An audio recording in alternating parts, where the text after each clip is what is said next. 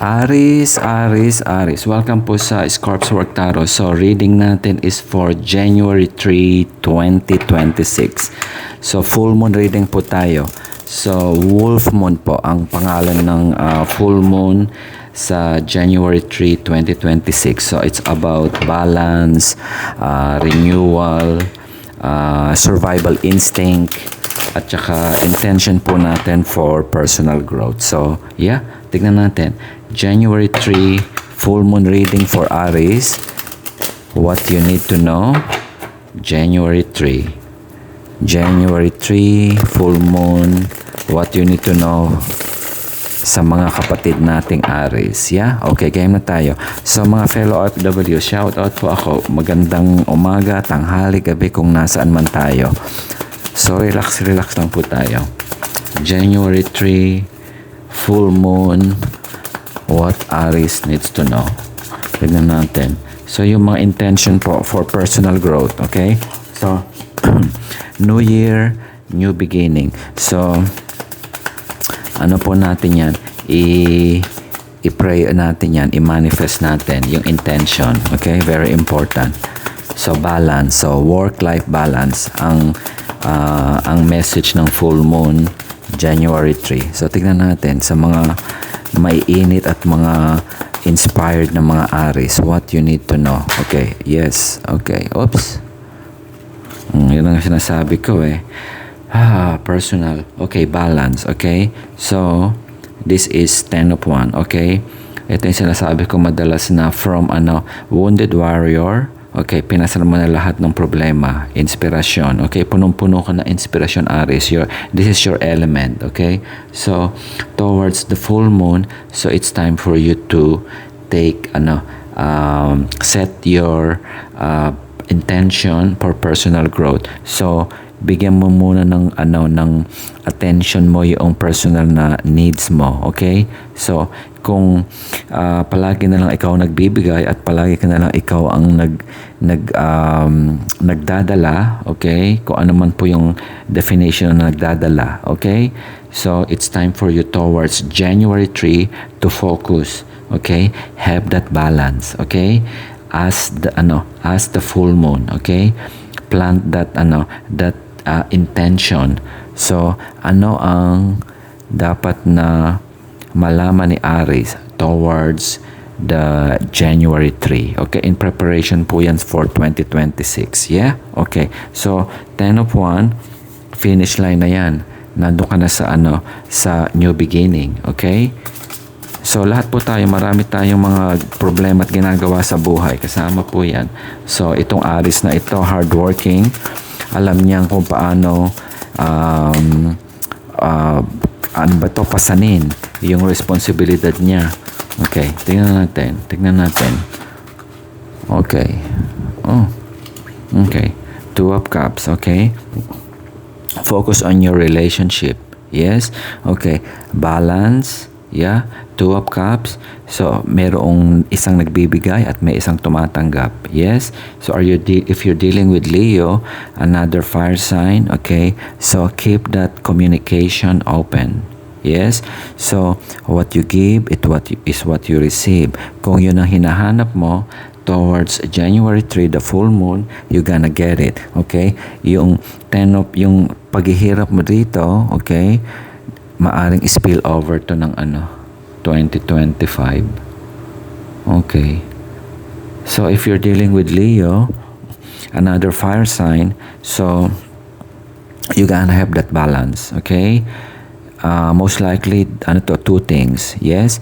So, if you have issue with Leo in terms of relationship na medyo problematic, you're gonna settle that one.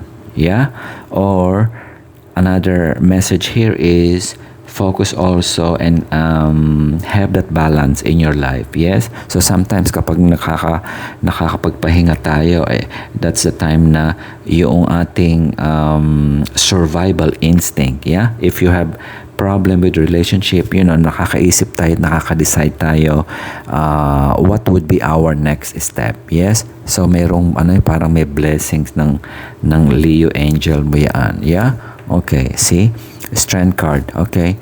infinite possibilities. Yes, another lion here, okay? Again, if you're dealing with another fire sign, yes, you need to contain that emotion. Yeah? So lahat tayo meron tayong mga meron tayong dreams. Behind that, you can see yung mountain na punong-puno ng yellow. Yeah, that's how somehow that's how difficult it is yung mga ginagawa natin to carry that load. Yeah, load, ito po yung obligasyon natin sa pamilya, sa mahal sa buhay, sa opisina, sa kamag-anak, pinagkakautangan, sa gobyerno, sa community natin, okay? But that doesn't mean, maski napapagod itong Aries na ito, you will just give up easily. So, a strength card is all about inner strength, yeah? Always put in mind that the infinite possibility, okay, it's also coming from within, okay? You have to be strong. Strong not just outside, physically, but also inside, mentally, spiritually, emotionally. Yes, okay. That's the only way you can keep that balance also. Yeah. So have that opportunity na to take a rest after this one. Okay, this is a very long journey, yeah, especially nagsisimula pa lang tayo for 2026, lalo kay Aries. So I think it's gonna be a busy year ahead of you. Okay, so ito yung sinasabi kong wounded warrior okay. So again, one, it's all about inspiration. Dinala mo na yung problema ng kamag-anak mo, inutangan ka na, hindi ka binayaran, nandiyan na yung discrimination, nandiyan na yung emotional imbalance, nandiyan na yung sakit, nagkasakit ka, those kind of things. Yeah, yan yung mga minsan humihila sa atin, nakakapagpahina sa atin, okay? But knowing Aries na nasa harap ko, okay, you are weighing, okay? So towards January 3, the full moon, okay, it's time for you to reassess. I can see here, okay, balance. So ito yung message ng full moon actually. It's all about balance kasi kapag hindi natin na balance, okay? So that's where sometimes now we can have that meaningful or preparation. Yes, so this is preparation for this new year, okay? So alam kong marami kang ginagawa at responsibilidad. That's how it is. Lahat tayo Aries, okay? If you're dealing with Leo, another fire sign, keep that balance, okay? So I think communication plays important sa dynamics if it's a relationship issue, yeah? Always, okay? Always believe, carry that torch. Tame your emotion, keep that physical strength, okay? Emotionally, mentally, spiritually. So that's your higher purpose, higher vibration, yeah? Okay?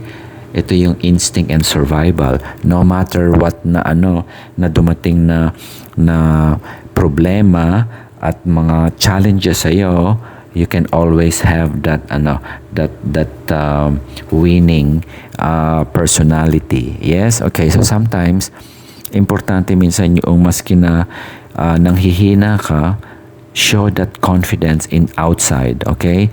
The people around you, hindi na kailangan minsang malaman, okay? So it also signifies na don't lose hope, yeah? Photo finish ito. Okay, I always say photo finish. Why? 9, okay? Ano yan? Ace of Wands yan. Kulang lang ng apoy nang hihina, okay? Hanapin mo yung posporo. What makes you what motivates you to wake up, okay? Itong Aries na nasa harapan ko.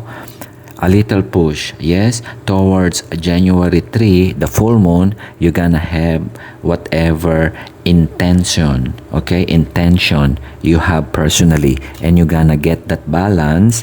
And I can sense na you are starting to master, okay, you have mastery of itong mga obligasyon na ito, okay? Because not everybody have that type of strength and courage. Yeah? Okay? Hindi po biro yan. Ikaw magpaaral, ikaw yung maghanap ng mahihiraman ng pera kapag short ka, ikaw na yung palaging nag-absorb ng problema. That's how it is, okay?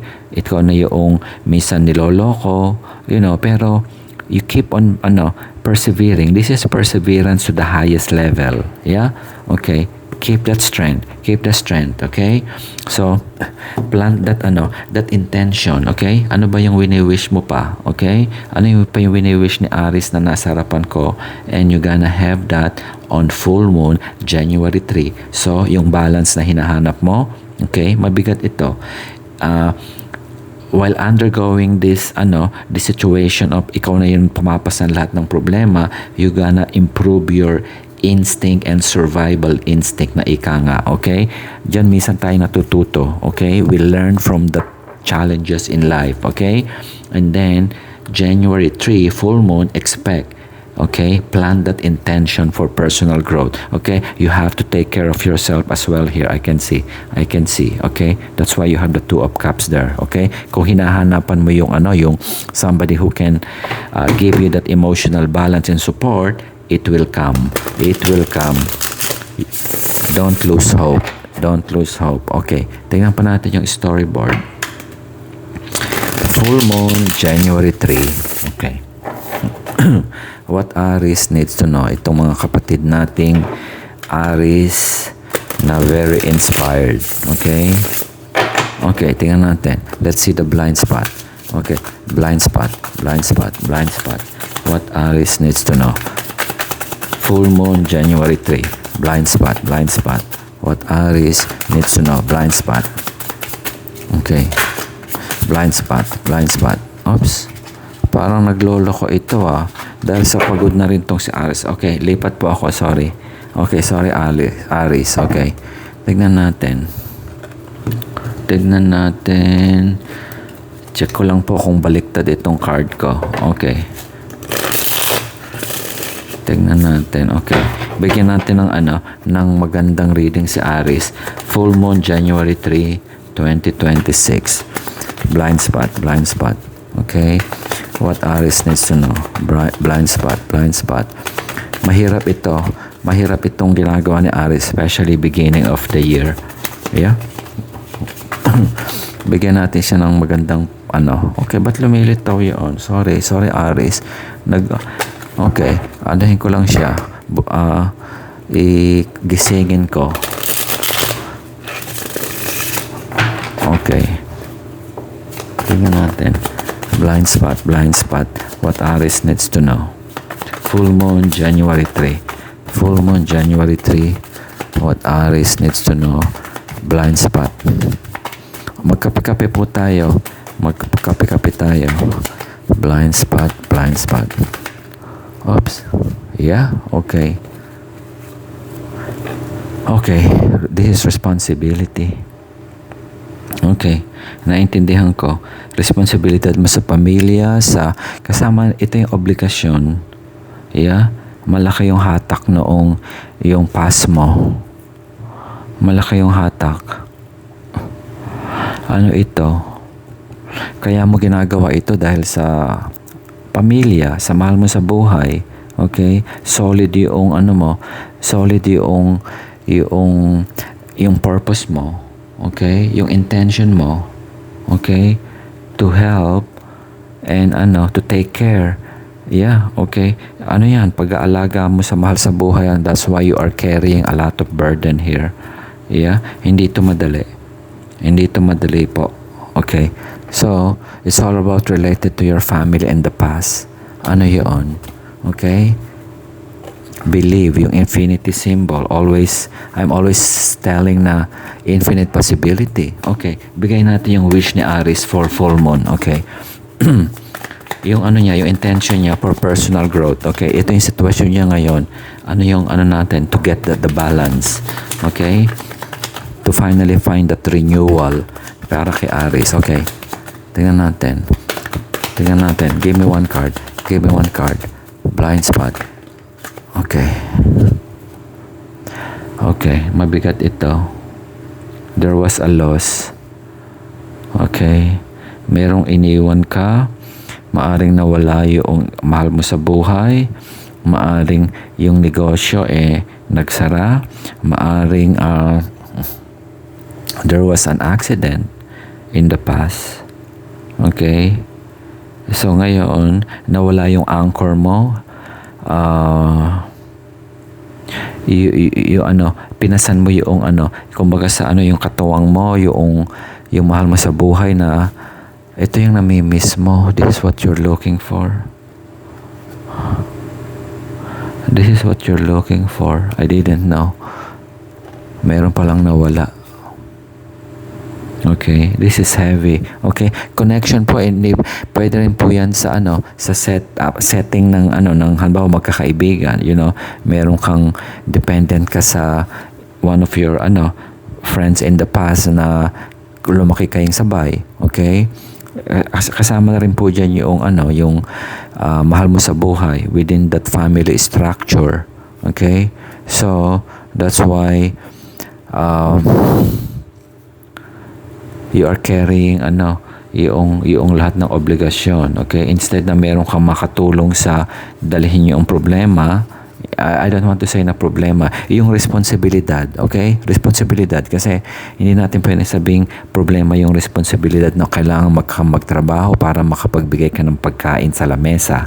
Yes? Okay. Because it's daily with your family at mahal mo sa buhay. It so happen na merong nawala. Okay, it can be a separation, it can be loss of loved one, nawala yung bahay mo, nailit yung mga ganon tipo. So, you are still carrying and fighting. Okay? So, tama yung pick up ko dito. Keep that yung tapang. Okay? So, the other people around you, they don't need to know na pinanghihinaan ka ng loob. Sometimes we need to show that strong element na matapang ka sa labas. Okay? Hindi biro yung babaybayin mo pa. Especially, mahaba pa. Start of the year. Okay? And if your intention for personal growth, kung ano man yung intention na yun, you need to keep a little push. Okay? Timing. Okay? Timing. Okay? Now, na-pick up ko kung bakit parang nag-ano ka dito, nagsasuffer ka and carrying a lot of responsibility. Okay? Leo placement, I can see clearly here. Okay? And also another Aries most likely. Yeah? Okay. Tingnan ko lang. This is heavy. Okay? Tingnan natin. Okay. Kuha ko dito sa isang card. Okay. Tingnan natin yung storyline. Bigyan natin. Yeah, okay. Lumitaw na naman yung 5 of Cups. Okay. Merong nawala. Again, Aries, okay. Meron pang dalawang natitira. Okay? I always say this. Okay? Ito yung nagmamahal sa'yo. Okay? Nagmamahal sa'yo yung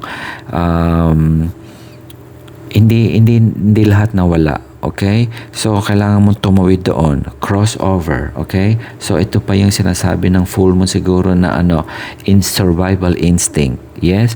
That's why nandito yung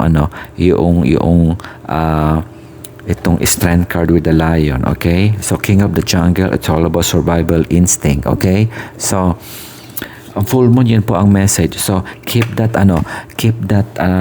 survival instinct strong. Okay? So, walang problema na hindi malulusutan si Aries dito. So, I know it's painful. Okay? Cross that bridge. Nandiyan yung survival instinct mo. Let's see kung ano yung storyline nito. Okay? Bigyan natin si Aries ng good reading. Okay? So, that loss can be of anything. Okay? Nawalan ka ng trabaho, nawalan ka ng, niloko ka, anything na emotional disconnect ito. Okay? There's a loss. It's a painful one. Okay? Mahal sa buhay, nawala. Okay?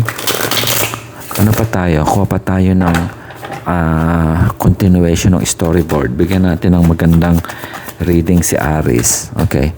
Another blind spot. Another blind spot. Give me blind spot. Give me blind spot. Naglolokot tong ano. Okay, I'll pick this one.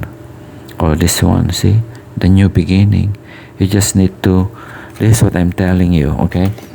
9 is 9 of 1 is the wounded warrior. Okay? Hanapin mo yung inspiration mo. Okay? Pinanghinaan ka ng loob. I know, mahirap. Lalo kapag merong somebody na you love, iniwan ka. Okay? But that doesn't mean you just gonna give up.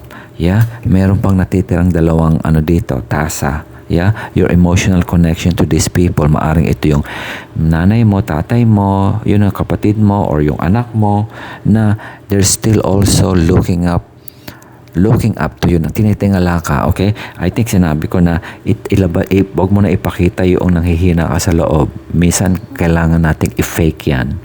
Yes? Okay. Yun siguro yung message sa'yo ng full moon, yung intention for personal growth. Okay? So, pinanghihinaan ka, pero you didn't realize na photo finish ka na.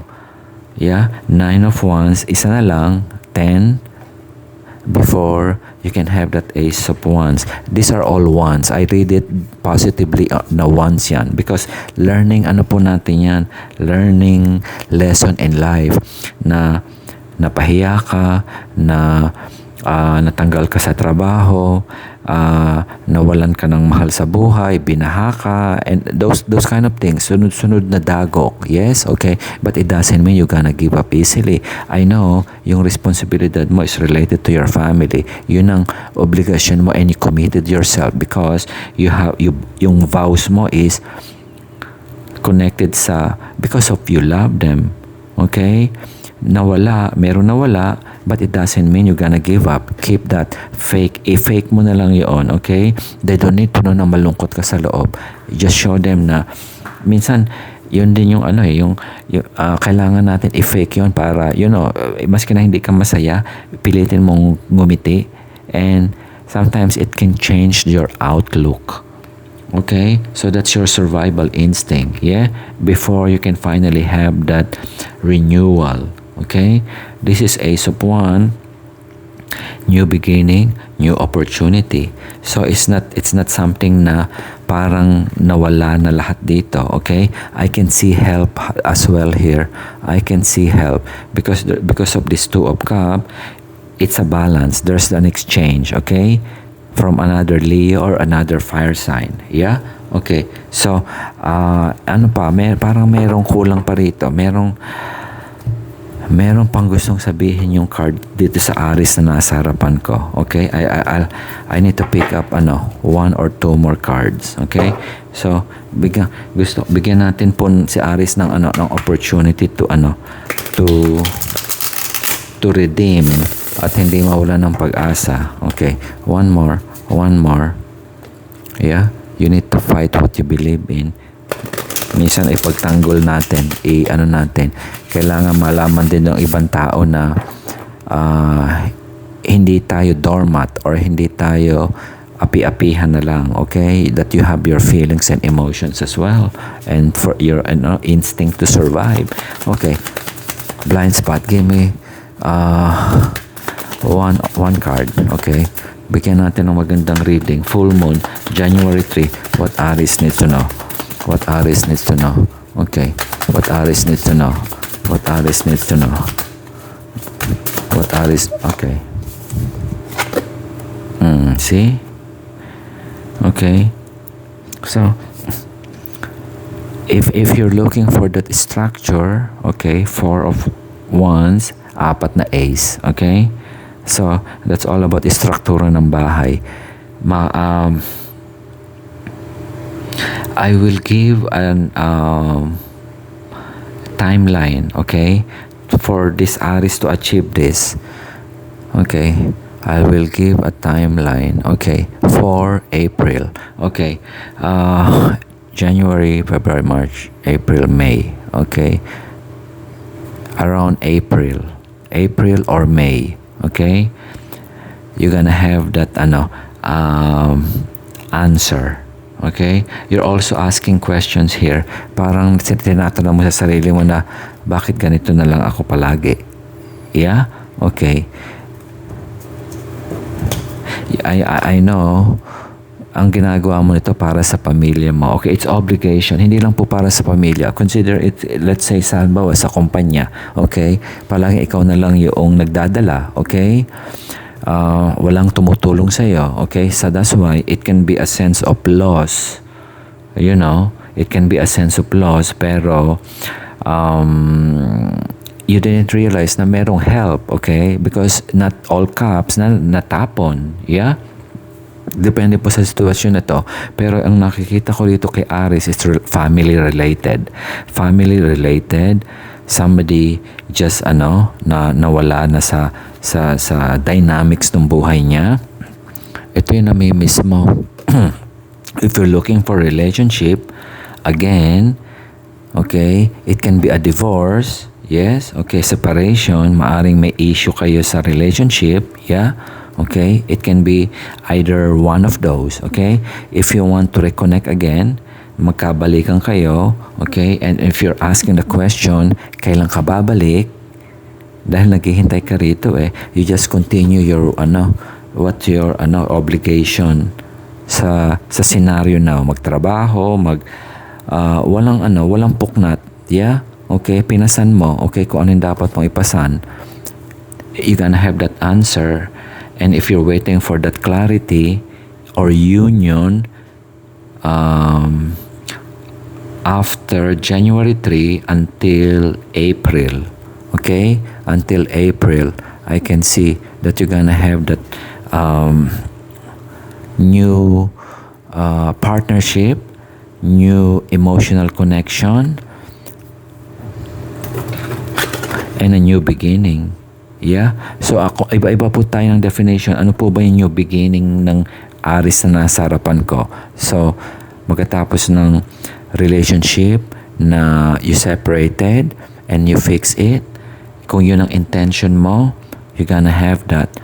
After the full moon, you plant that seed, you manifest that one, your intention, your personal growth, you're gonna have it towards March or April. That's the message of the full moon para kay Aries. Keep that strength, okay?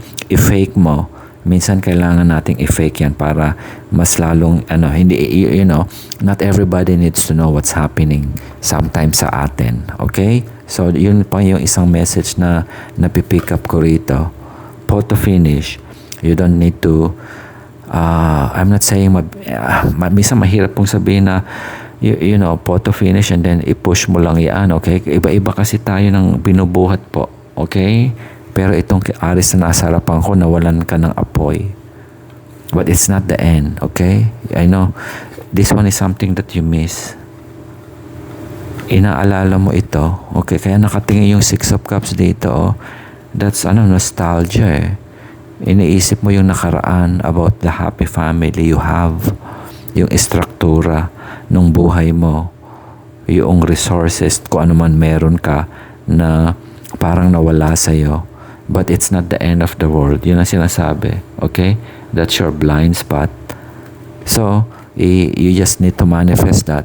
Infinite possibility. Infinite possibility here, Aries. Okay? You just need to believe. Okay? And that and you're gonna have that balance as well. Yeah? Okay. Kulang ako ng isang moon card dito for Aries. Okay? Tingnan natin. Full moon. In time for the full moon. Okay. January 3. One card for our friend Aries. So, this is another medyo heavy reading. Okay.